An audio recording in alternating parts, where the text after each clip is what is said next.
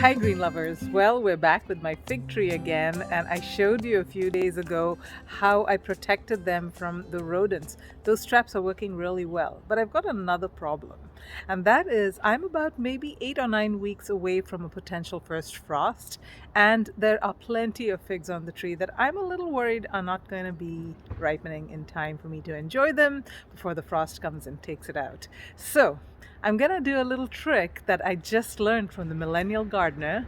If you haven't seen his channel, if you haven't subscribed to it, I highly recommend it. It's one of the best gardening channels on the internet. So I'm gonna try that trick on this fig tree.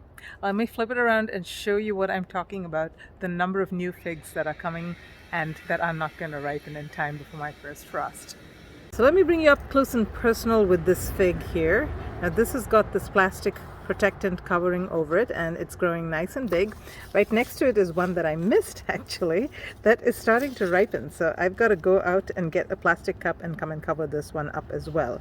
But if you continue to look at some of these branches, let me show you this one as an example. You can see there are new figs that are starting to grow here, and this is an actively growing branch, and these are definitely not going to be able to make it on time to ripen before my first frost. Instead, what they're going to be doing is they are going to be taking energy away from all these figs that I am really hoping to enjoy before the season is over. So I've got to do some drastic action. I'm going to show you what I will do to help those figs get the energy that they need to ripen faster. Okay, first things first, get some gloves because you're going to be dealing with the sap, that milky sap that comes out when you break off either a fig or a branch, and that can be pretty caustic on your skin. Because what you're going to be doing is working from the bottom and going upward, because you don't want sap dripping on you from the top if you do it the other way. So you're going to just go drastic and break off these figs. Just like that. And then you're going to actually break off the growing tip as well, because that needs to stop growing. It's also taking energy away from your fig tree. Just like that. Yep, don't feel bad about it. All this is going to be composted and it's going to provide nutrition to the fig when it comes back from dormancy next year again. Let me go ahead and do some more. Right here, another growing tip. I feel so bad. This is it's just so beautiful, you know, so lovely and green, but gotta do it. There we go. You see the milky substance that's coming out of this? Yeah, you don't want to get that on your skin. That's why you need to wear gloves. So I'm going to finish up the rest of this tree, folks, and I will show you whether or not it made a difference. Folks, it's been exactly 4 days since I did that aggressive pruning of my fig tree, cutting off all of the growing ends in order to hasten the ripening of my fruit. And let me show you the progress. Guess what? I have a beautiful ripe fig already. A little bit of damage, but it's a lovely ripe fig. A little bit green on this side. Maybe I'll wait one more day, or maybe I won't. Depends on whether I'm afraid of the critters or not. I see this one starting to ripen as well. And proceeding on to the top of the tree here. Right here is a beautiful fig that is almost ripe. And look how large they get. This is the fig that is quite green and unripe, and right next to it is a ripening fig, and it has enlarged in size dramatically. So far so good. I'll keep you informed of the progress, but it looks like some of the figs are starting to ripen. It is the 2nd of October 2022, exactly 13 days since I started my fig ripening experiment, and let me show you the progress. Quick spoiler, I think the experiment was actually a success. Let me show you why. Okay, so this one is the tallest branch.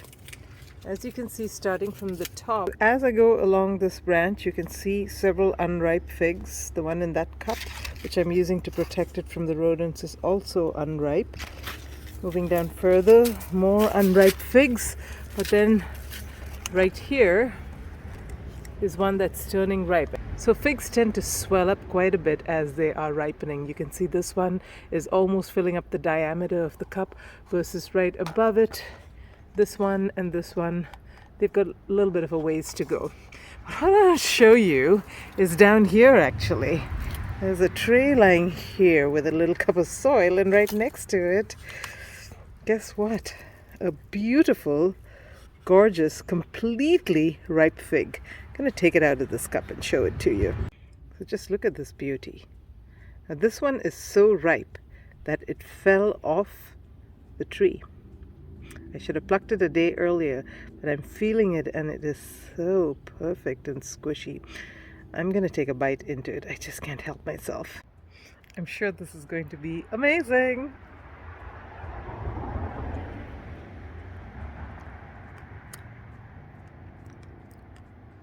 That is as perfect as it gets. Look how beautiful it is on the inside. Let me bite into it just a little bit more.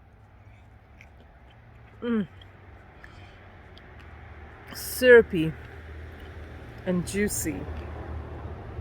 This is a perfect fig. You can't taste this kind of fig from a grocery store fig. They don't carry well. And so these things get harvested much before they're ready. This one was so ready that it actually fell off the branch. Just amazing. Okay, so flipping the camera back around here, you can see the figs are starting to ripen. And that's pretty much the case everywhere. Let me show you this other branch. Also had some figs on it. And you can see this one.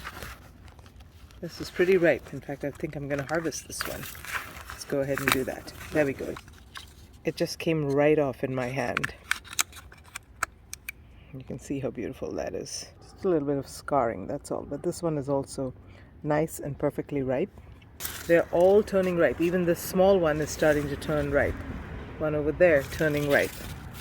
So everywhere on this tree, even these little misshapen ones are starting to turn ripe. Oh, and look at that one. It's hiding. I'll get my hand in there and grab that because I do believe it's ripe. Let's see if it comes right off in my hand. Huh? A little bit of a tug there, but this is almost ripe. It's got a little bit of green. I'll leave this on my kitchen counter and let it ripen for a couple of days. So yep, folks, I am convinced that this method works. Even these smaller ones, which are not getting as large as they might have if the weather was warmer, it's starting to cool off quite a bit. These are starting to ripen. So shout out to the millennial gardener from whom I learned this method. I will put a link to his fantastic channel in the description below. Until next time, live green and love your greens.